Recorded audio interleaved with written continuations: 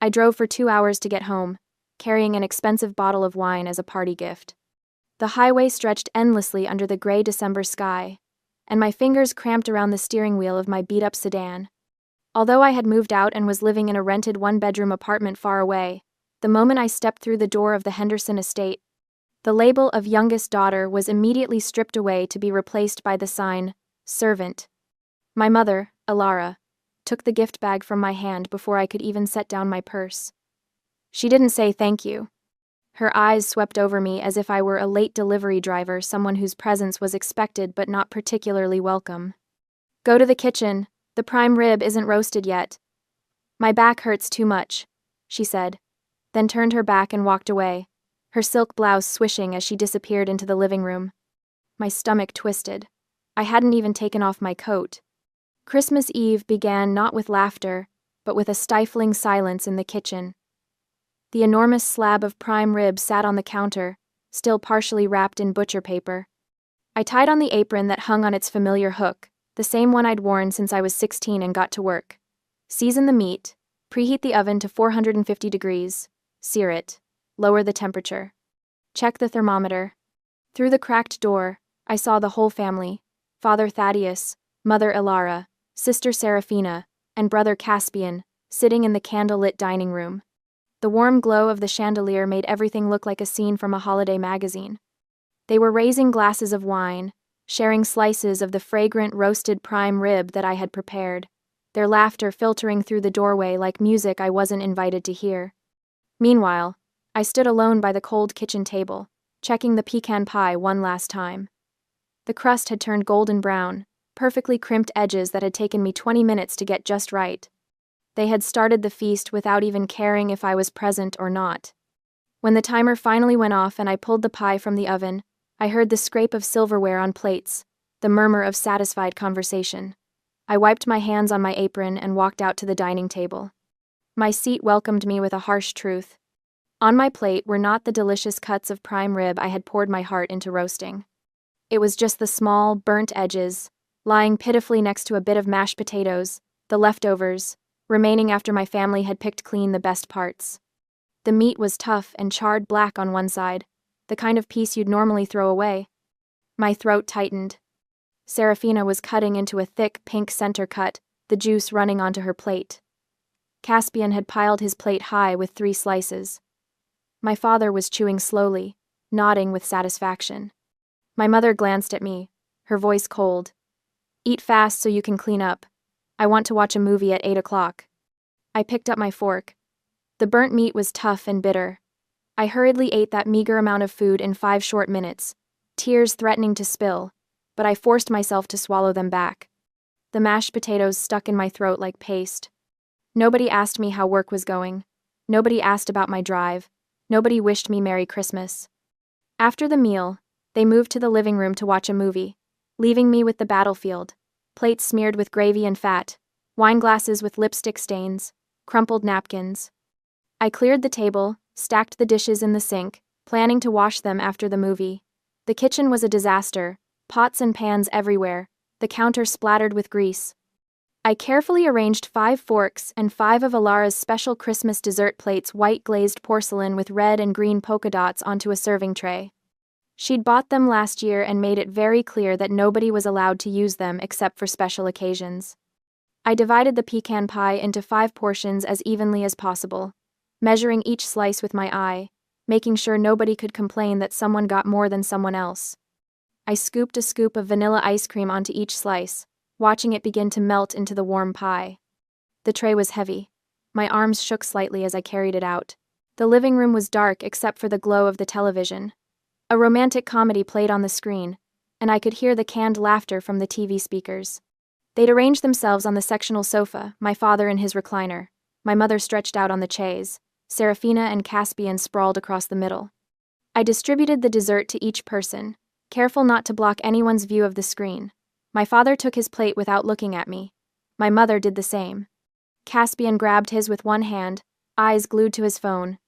When I brought the cake plate in front of my sister Serafina, she was still glued to her phone screen, her thumb scrolling through Instagram. Her hand waved dismissively to take it, but her eyes never left the screen. Sarah, here's your... Crash! The pecan pie with cold ice cream fell upside down onto the floor and the rug. The white plate with the cheerful red and green polka dots shattered into 3 large pieces. Ice cream splattered across the Persian rug, the one my mother had paid $3,000 for last spring. My heart stopped. "Oh my goodness, Heidi!" Serafina shrieked, jerking her feet up onto the sofa, but she didn't apologize. Instead of apologizing, Serafina just lifted her feet high, jerking her chin to signal me to clean it up. Her hand never left her phone, while the other casually reached for another plate of cake on the tray I was holding. So, this Christmas, I wouldn't get to eat dessert either. "I'll get something to clean this up," I whispered. Nobody responded.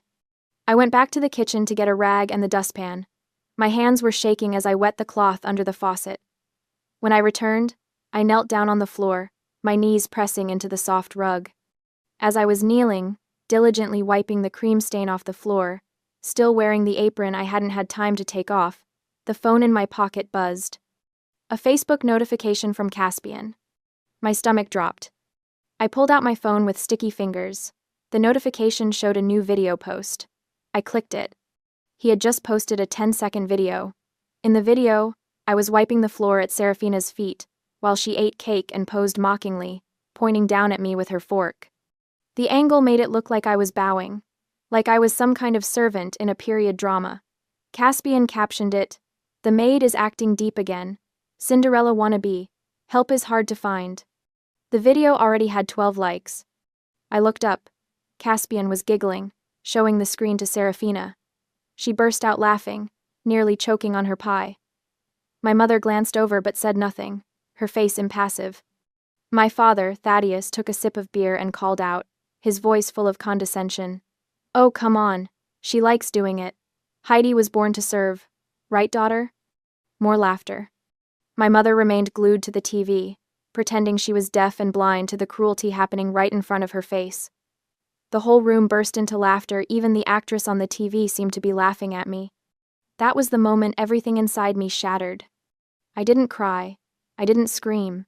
I didn't throw the rag at Caspian's smug face, though I desperately wanted to.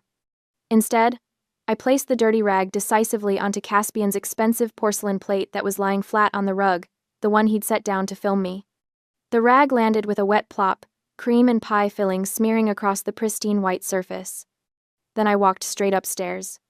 "You have to finish cleaning. You can't leave the plate on the floor like that," Serafina screamed from behind, her voice shrill with indignation. I didn't turn around.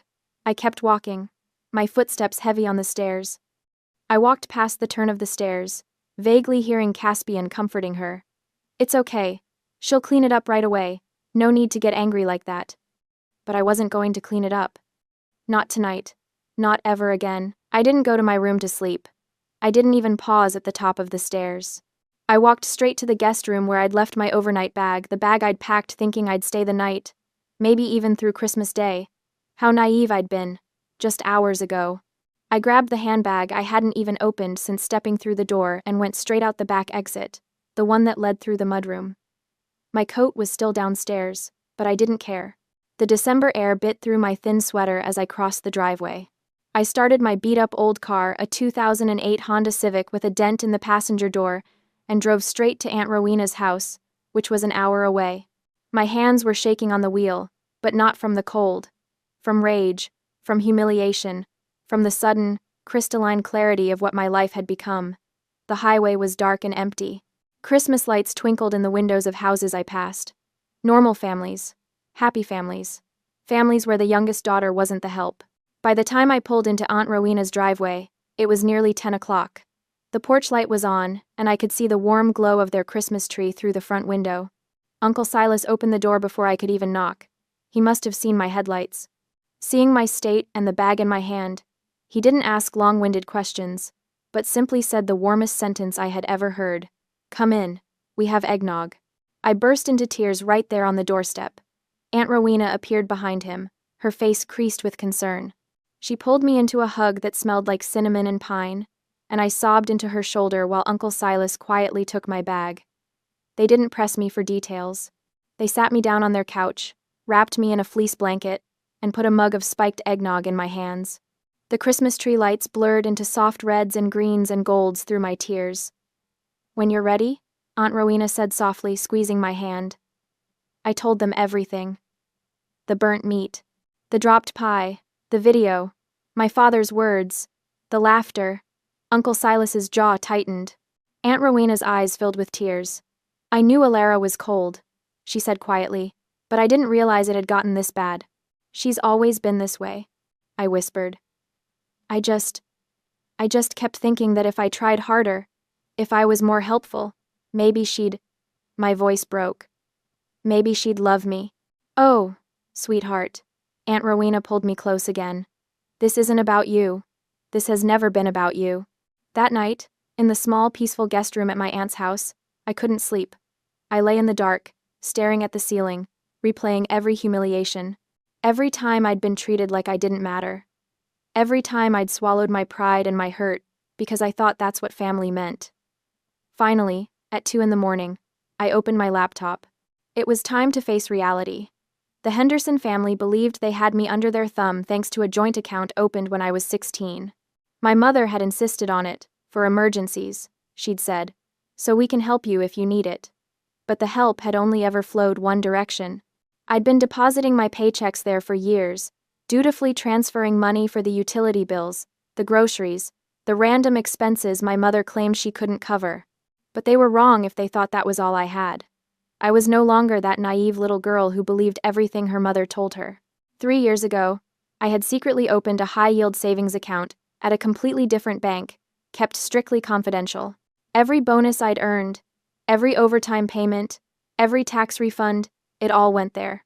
Money my family knew nothing about. The screen displayed the number, $28,400 in the secret account. I stared at that number for a long time. $28,400.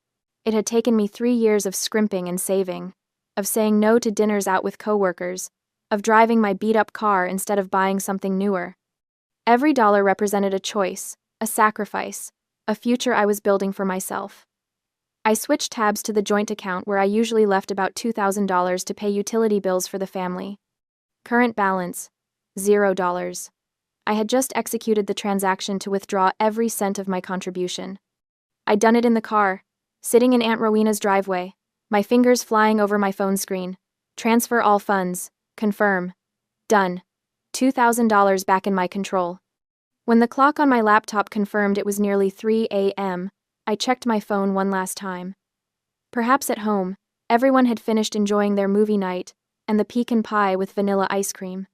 My screen lit up with a text from Mom, sent hours ago. "What are you doing? Why aren't the dishes washed?" A second text followed. "Heidi, this is unacceptable. Come downstairs right now." It seemed no one knew I had left.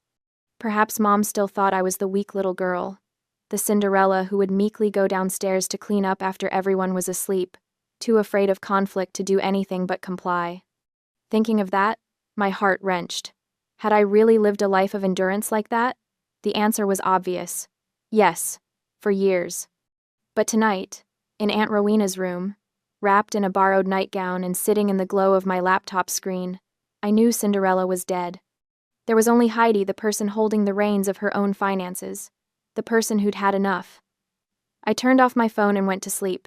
The next morning's peace was shattered by the buzzing of my phone.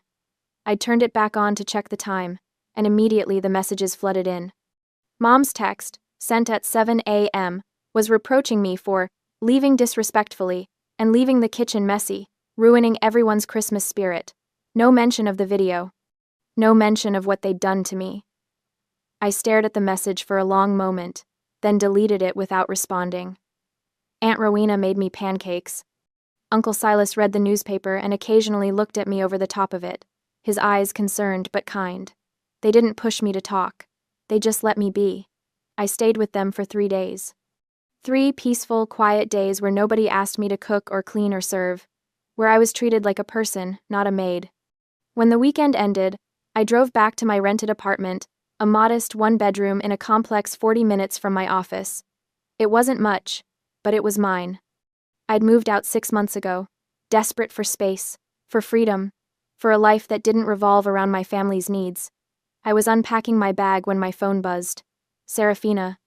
Without a single word asking where I was, without a single word of apology, she sent a text reeking of greed. Why was the card declined at the spa? Didn't you deposit your paycheck? I need to pay $800 right now. My blood ran cold. The card, the joint account debit card that we all had access to, the account that I drained 3 days ago. I looked at the message for a long time. My fingers hovered over the keyboard. Part of me wanted to explain, to justify, to apologize even though I'd done nothing wrong. But I didn't. I texted back, every word ice cold. That is a joint checking account, and I have withdrawn all my portion of the money. Good luck with the spa bill. I hit send and set down my phone. 5 seconds later, it started ringing. Serafina. I declined the call. It rang again. Declined. Then the texts started pouring in. Serafina. Are you kidding me right now? Serafina. You can't just take all the money, that's the theft. Caspian. What is wrong with you? Mom needs that money for groceries. Mom. Heidi, call me immediately. This is unacceptable and irresponsible. Dad. You're stealing from your own family. I raised you better than this. Immediately, my phone blew up with a barrage of abusive texts from the family, accusing me of being irresponsible and stealing family money. The messages came in rapid fire, one after another, each one more vicious than the last. I sat on my couch and read them all, every single one. I let the words wash over me, words like selfish and ungrateful and terrible daughter. Then I quietly blocked their numbers one by one. Serafina, blocked. Caspian, blocked. Dad, blocked. Mom. I hesitated over that one. My finger hovered over her name. Then I pressed block. The silence was deafening. That evening, around 9 p.m., I was in my pajamas, heating up leftover soup, when someone started pounding on my door. Heidi, open this door right now. My mother's voice. And Serafina's. My stomach dropped. They'd driven here. To my apartment. Serafina and Mama Lara had come to my rented apartment, and they were banging on the door loudly, screaming for me to come out and talk. We know you're in there. Your car is in the parking lot. You can't just steal from us and hide. Bang, bang, bang. I stood frozen in my kitchen, my heart hammering. The soup bubbled on the stove, forgotten. A door opened somewhere down the hall. I heard a woman's voice. Hey, people are trying to sleep.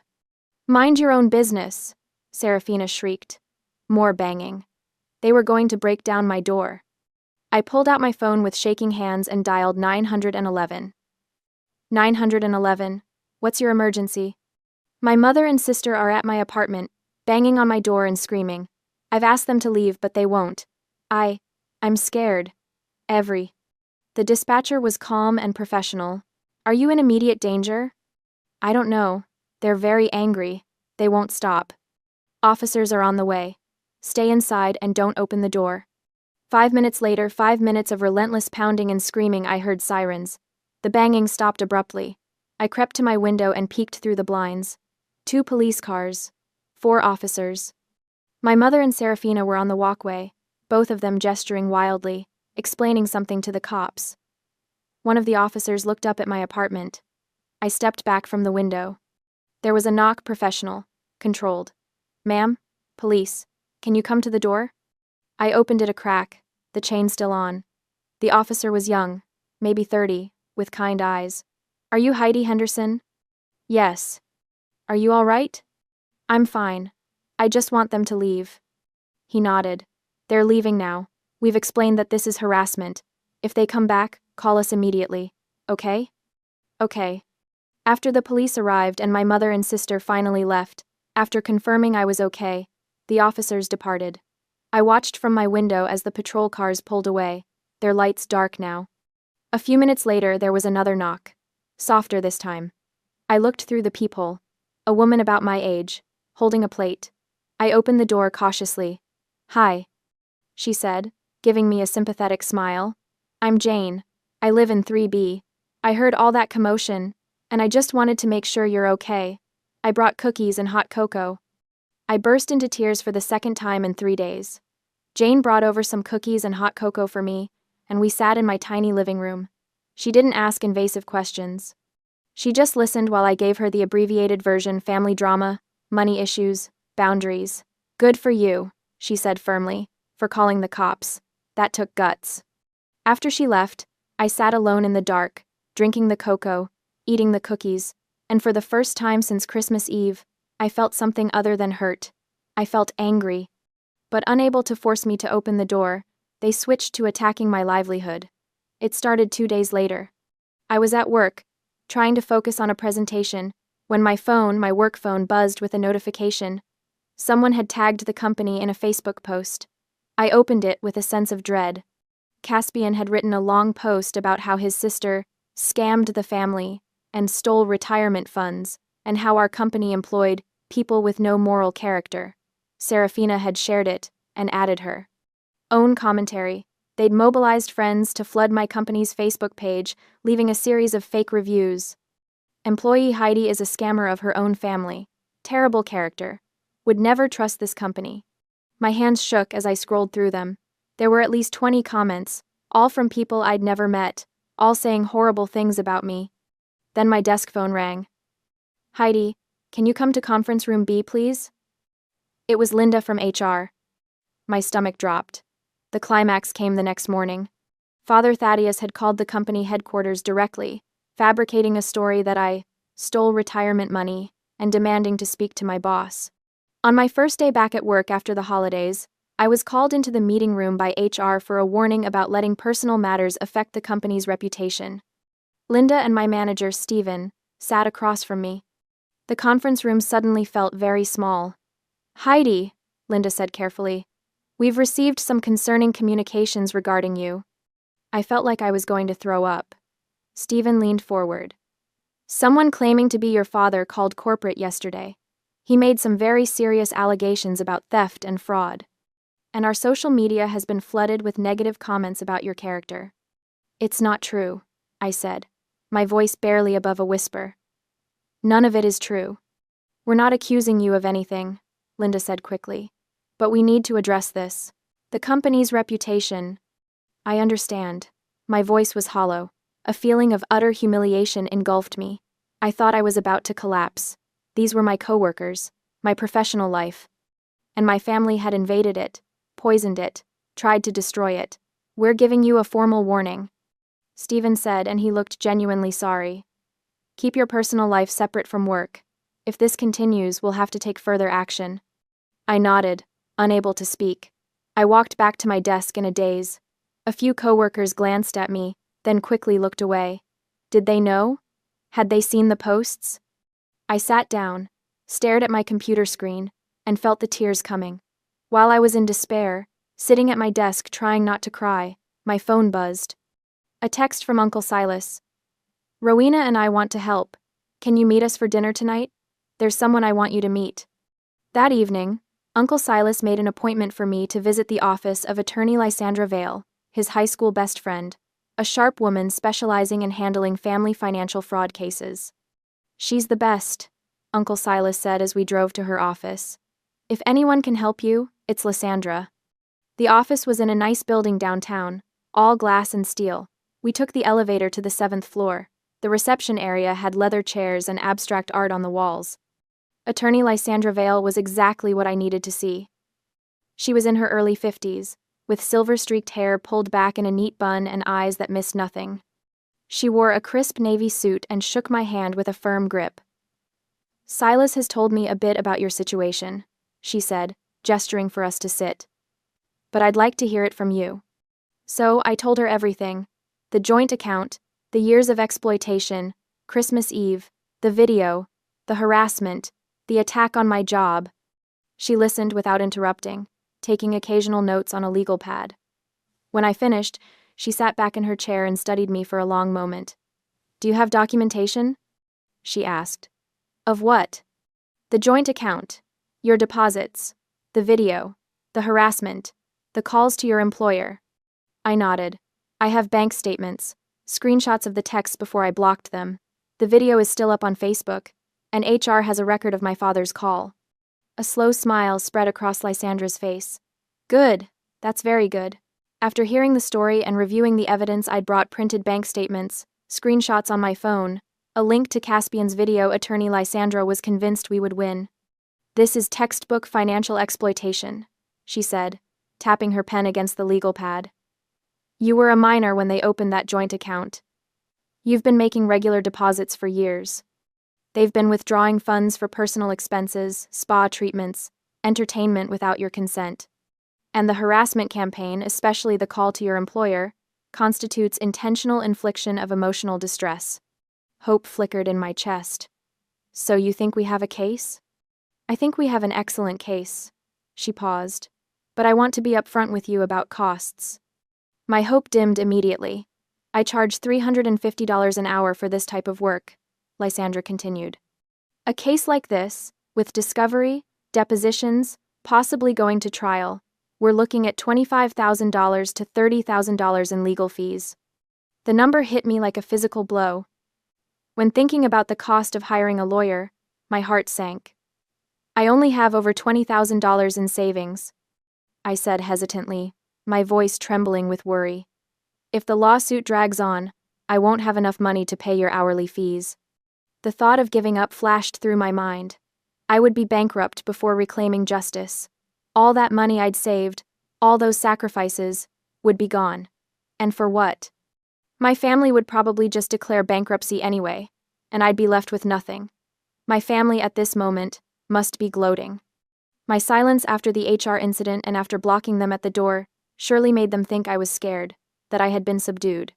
They thought I was the maid with no money and no guts to resist. The scared little girl who would eventually come crawling back, apologizing, begging to be let back into the family, who would put the money back in the joint account and resume her role as the help. That very overconfidence of theirs was the trap. If they thought I'd given up, they'd get sloppy. They'd keep posting on social media. They'd keep harassing me. They'd keep creating evidence. Uncle Silas placed his hand on my shoulder, reassuring me. Rowena and I have agreed to support you with $10,000. Don't worry about money right now. I turned to stare at him. Uncle Silas, I can't. You can, and you will, he said firmly. We've talked about it. We have the money set aside. This is what family does. Real family. Tears pricked my eyes. Attorney Lysandra looked at me, her smile gentle but her eyes flashing with sharp intelligence. I will charge a flat fee of $25,000 for everything, until the lawsuit concludes. And I believe we will get back much more than that. I blinked. A flat fee? Flat fee. No hourly billing, no surprises. $25,000 total, and that covers everything through judgment or settlement. She leaned forward. Heidi, I've been doing this for 25 years. I know when I have a winning case. Your family has documented their own wrongdoing. That video alone is worth its weight in gold. It shows their attitude toward you, their lack of respect, the exploitative dynamic. Combined with the financial records and the harassment campaign, we can pursue not just return of funds, but significant damages for emotional distress. How much are we talking about? I asked quietly. Conservatively, I'd estimate we could get a judgment of $100,000 to $150,000, possibly more if we go to trial and a jury sees that video. My breath caught. That was more than 5 times my savings. That was life-changing money. My hesitation vanished. My family thought I was cowering in fear because of the HR warning? Good. Let them think that. Let them continue to be arrogant, continue to leave traces, continue to think they had won. Because when they were most off guard, that was when Lysandra and I would strike. Okay, I said, my voice steady for the first time in days. Let's do it. Lysandra smiled a predator's smile. Excellent. I'll need you to sign a retainer agreement, and I'll need you to do something else. What? Don't block your family anymore. Let them keep texting you. Let them keep leaving evidence. Don't respond, that's important, but don't block them. Every threatening text, every harassing call, every nasty social media post is another nail in their coffin. I thought about that. Thought about seeing their names pop up on my phone, reading their vicious words. I can do that, I said. Uncle Silas squeezed my shoulder. Lysandra pulled out a contract from her desk drawer. Then let's make this official. I read through the retainer agreement carefully. Flat fee, $25,000. Scope of representation, financial exploitation, conversion, intentional infliction of emotional distress, and any related claims. term, through final judgment or settlement. I nodded at Lysandra and signed my name at the bottom. The trap had been baited. They didn't know that their maid had just signed a contract with their nightmare. As we left Lysandra's office, Uncle Silas put his arm around me. You did the right thing. I hope so. I know so.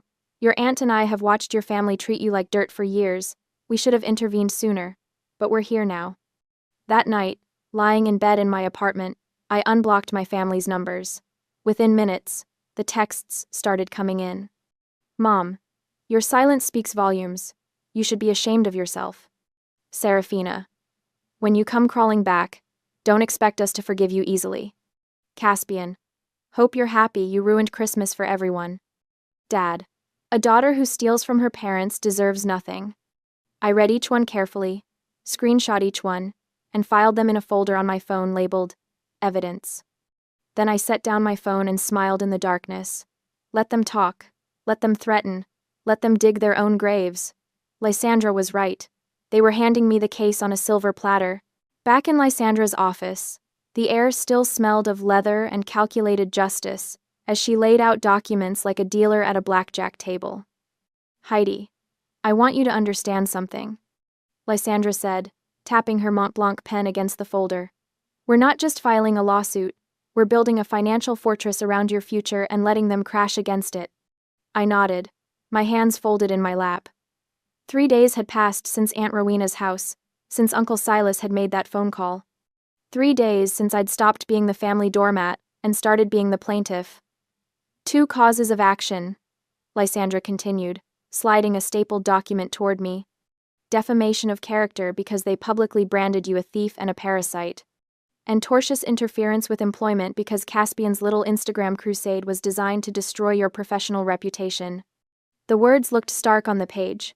Official. Real. What happens next? I asked.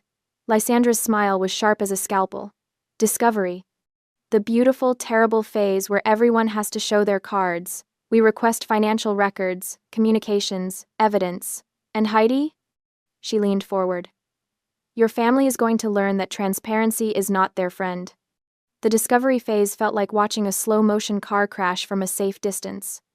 Lysandra's paralegal filed subpoenas for bank records on the old joint account, the one I'd contributed $2,000 to every month, like clockwork.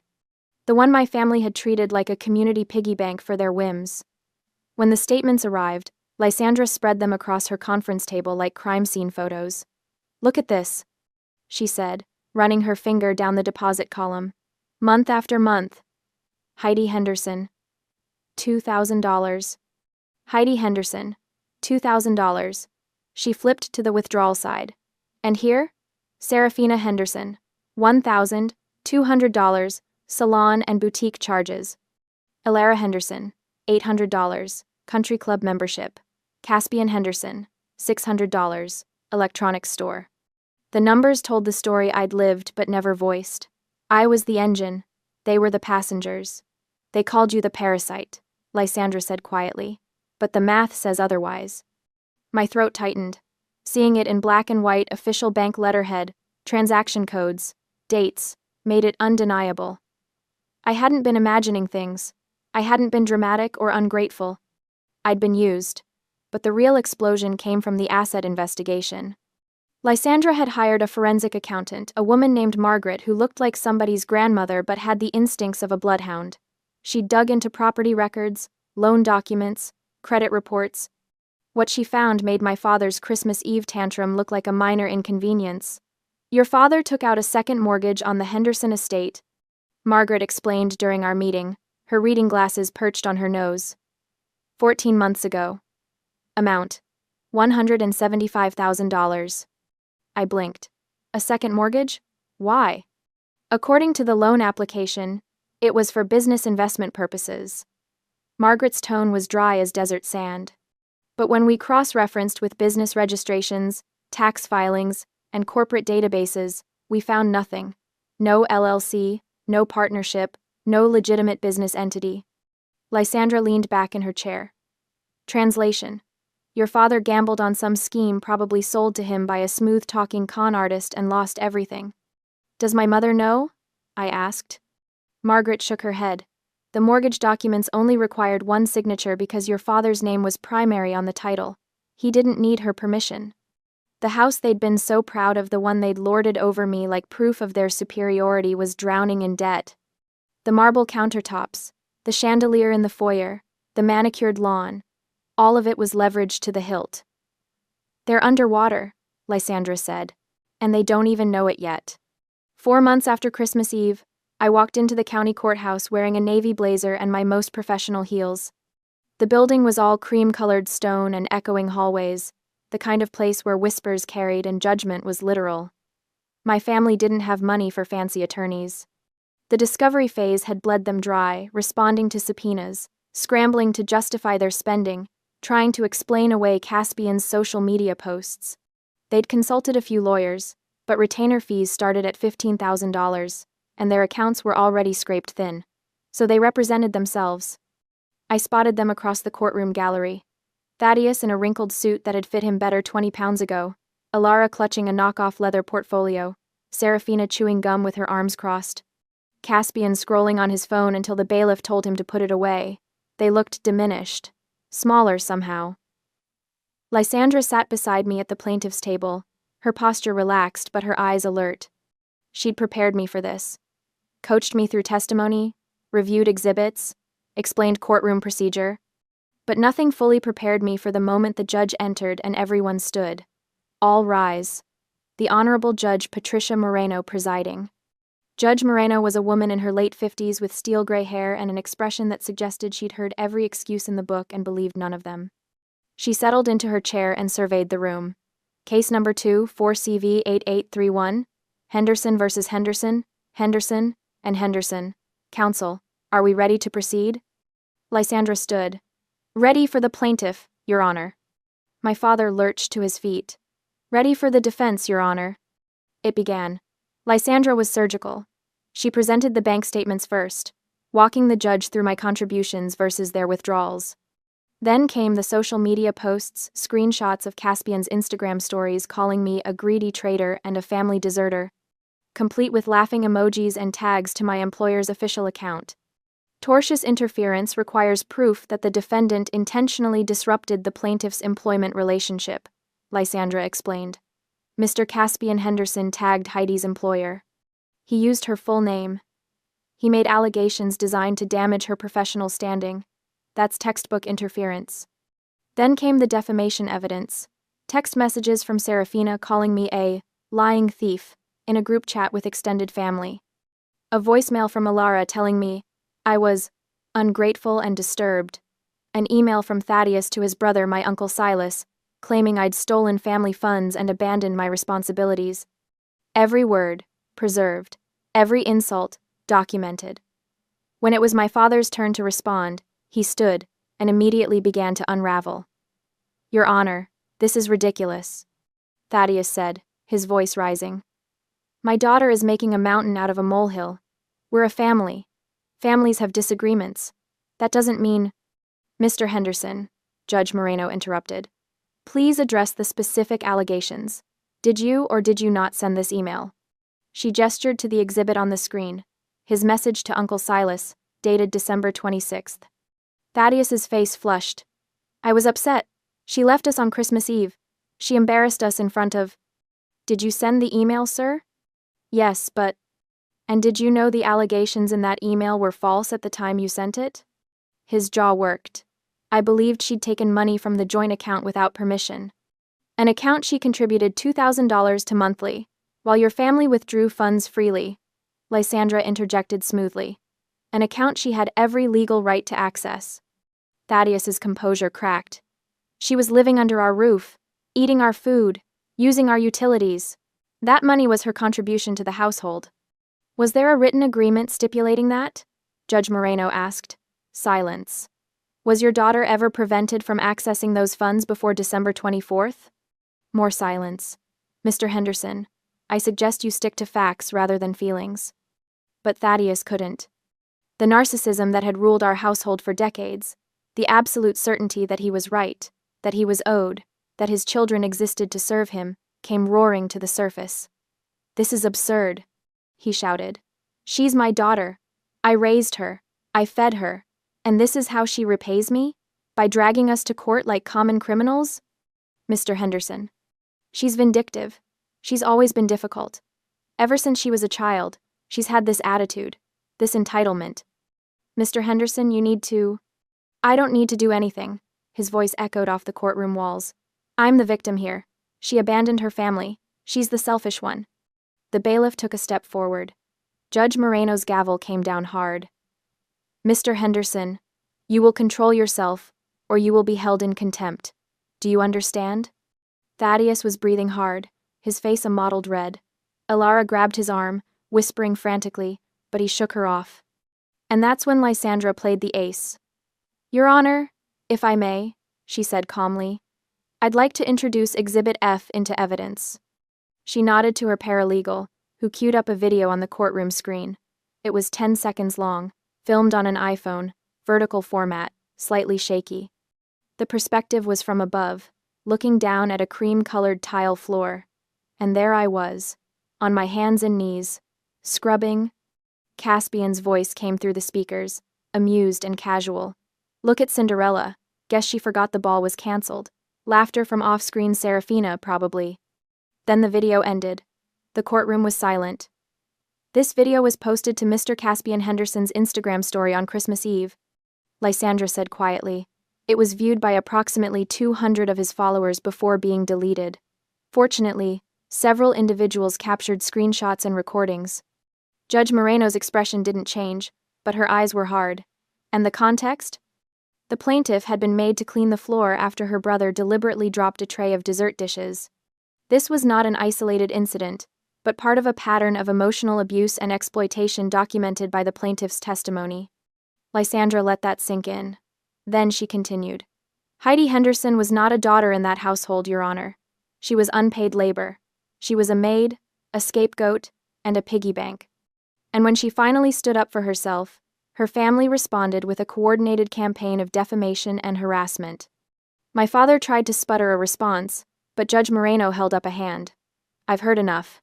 The verdict came 2 weeks later. I was at my desk at work when Lysandra called. I stepped into an empty conference room to take it. We won, she said simply. Complete victory. My knees went weak. I sat down hard in the nearest chair. The judge ruled their behavior was malicious and intentional. Defamation, proven.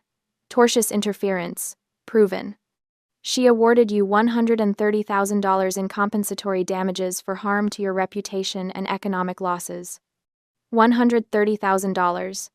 And, Lysandra continued, the court ordered them to pay your attorney fees as the prevailing party. That's an additional $25,000. I couldn't speak. Numbers like that didn't feel real. Heidi, are you there? I'm here, I whispered. I can't believe it. Believe it. Now comes the fun part, collection. My family didn't have cash. The judgment might as well have been $1 billion, they couldn't pay it. So Lysandra filed for a property lien. A legal claim against the Henderson estate that meant they couldn't sell or refinance without satisfying my judgment first. But the universe, it seemed, had a sense of timing. The bank, the one that held both the original mortgage and my father's secret second mortgage, initiated foreclosure proceedings. Thaddeus had missed 3 consecutive payments on the second mortgage, his phantom investment having produced exactly 0 returns. Faced with losing everything to the bank, my parents made the only choice they had left. They listed the house for sale. It sold in 6 weeks. The market was strong, the neighborhood desirable. $450,000. On a rainy Tuesday in April, I received a text from Lysandra. Title company closing is today at 2 p.m. Wiring instructions already submitted. You don't need to be there. I didn't want to be there, but part of me, the part that had scrubbed floors and swallowed insults and pretended to be grateful for burnt scraps, needed to know it was real. So I drove to the First American Title Company office and sat in my car across the street, watching through the rain-streaked windshield as my parents arrived. Thaddeus walked like a man going to his execution. Elara clutched his arm. Lysandra told me later what happened in that title company office. She'd gotten the details from the escrow officer, a woman named Brenda who apparently had no patience for financial nonsense. Brenda had pushed the settlement statement across the table to my father. The document was dense with numbers, legal descriptions, prorated taxes. Here is the house sale amount, Brenda had said, her tone professional but cool. $450,000. Thaddeus's eyes had lit up. Even drowning in debt, he saw that number and calculated his escape. But Brenda's pen moved down the page, tapping each deduction line. Minus your original mortgage payoff, $200,000. Tap. Minus broker fees and commissions, $27,000. Tap. Minus transfer taxes and recording fees, $8,000. Thaddeus had nodded, doing the math in his head. Still over $200,000 left. Enough to start over, maybe buy a condo, rebuild. Brenda flipped to the next page. Additionally, there is a court-ordered lien filed by Heidi Henderson. We are legally required to wire transfer $130,000 directly to her account to satisfy the judgment. The color had drained from my father's face. And, Brenda continued, unmoved, the prevailing party attorney fees in the amount of $25,000. She'd let the silence stretch, then she'd pointed to the bottom line. Your net proceeds after all liens, fees, and payoffs, $60,000. Thaddeus had gone from beet red to ashen pale in the space of a heartbeat. His mouth opened and closed, no sound came out. Alara had started crying. Quiet, helpless tears. This can't be right, Thaddeus finally croaked. You must have made a mistake. Brenda had slid a calculator across the table. You're welcome to verify the math yourself, Mr. Henderson. But there was no mistake. The numbers were merciless and exact. $450,000, minus $200,000, minus $27,000, minus $8,000, minus $130,000, minus $25,000, $60,000. The house they'd been so proud of, the symbol of their success, the throne from which they'd ruled, reduced to $60,000 and a forwarding address at a budget motel. I was in the middle of a budget meeting when my phone buzzed in my pocket. I ignored it. Professional Heidi, the one who showed up on time and delivered clean reports, didn't check personal notifications during work hours. But when the meeting ended and I returned to my desk, I opened my banking app. The notification was simple, stark, beautiful. Wire transfer received, plus $155,000. Sender, First American Title Company. I stared at it for a full minute, watching the number just sit there. Permanent, real, mine.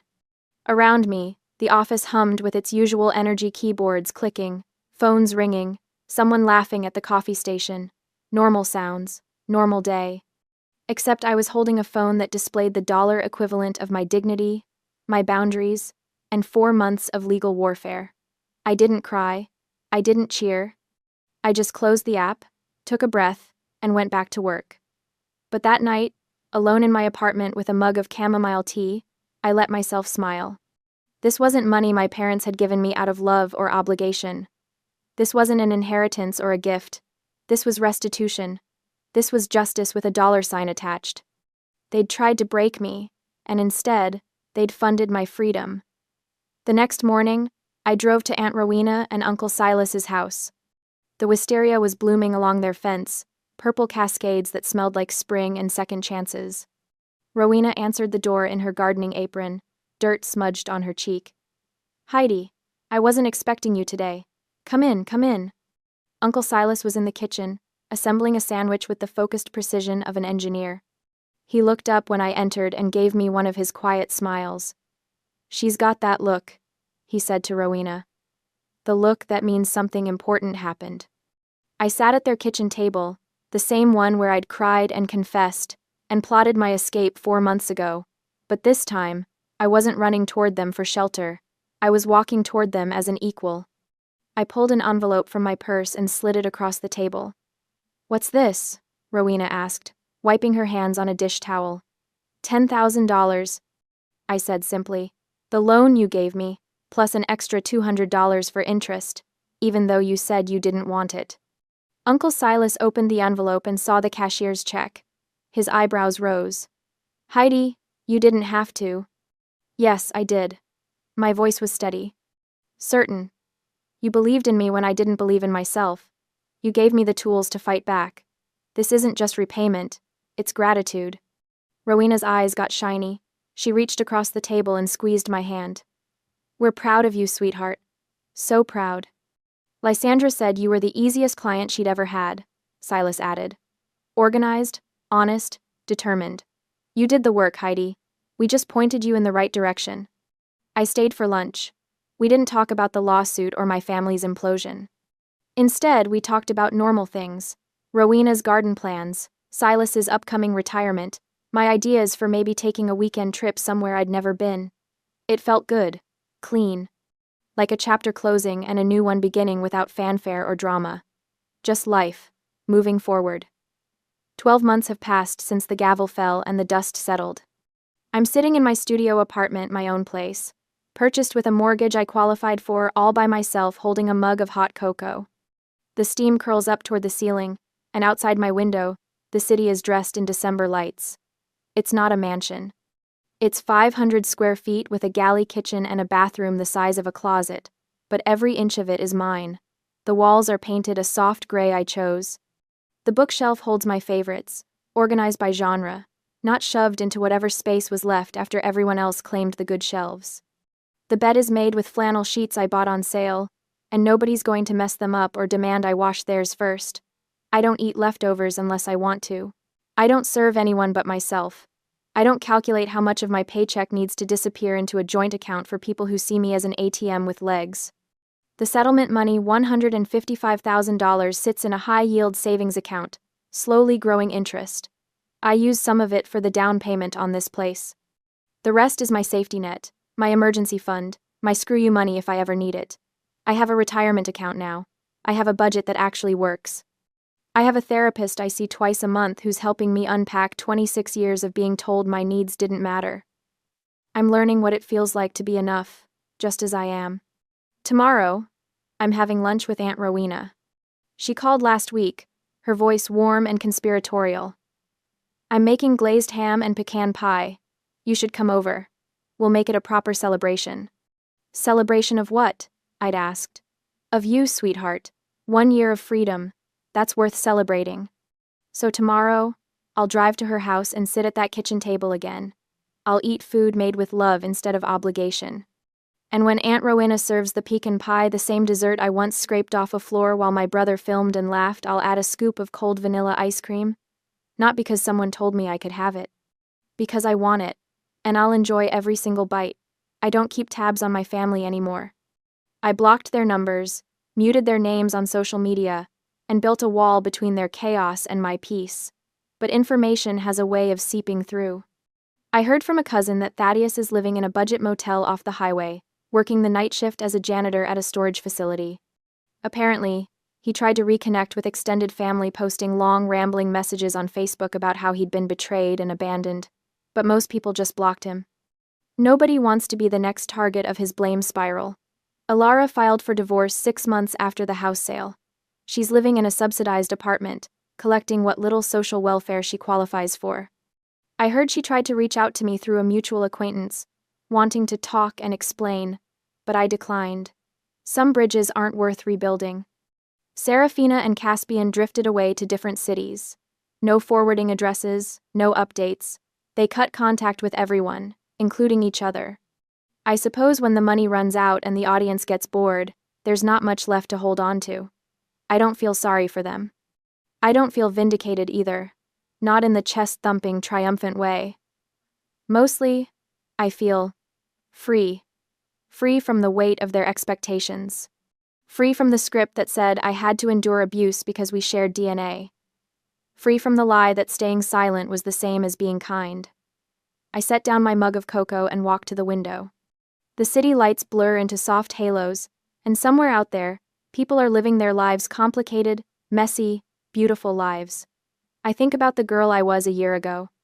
The one who scrubbed floors and swallowed insults.